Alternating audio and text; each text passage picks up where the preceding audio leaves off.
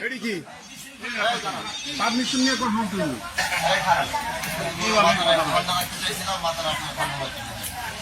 আমি যে জায়গায় বসে আছি দেখেন না আপনারা কথা বললেন কেন আপনারা এখানে আপনি ওনার কেন কাউন্টার দিলেন কেন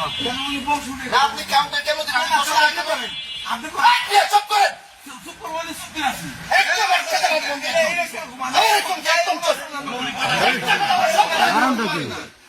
আমি দিকে আসে কিনা বিচার করার জন্য কাউন্টার দিলে আমি দিব কাউন্টার দিলে আমি দিব এখানে আমি বসে কিনা আমার আনসার কেন বললাম চল ওটার কোনো বিচার করবো না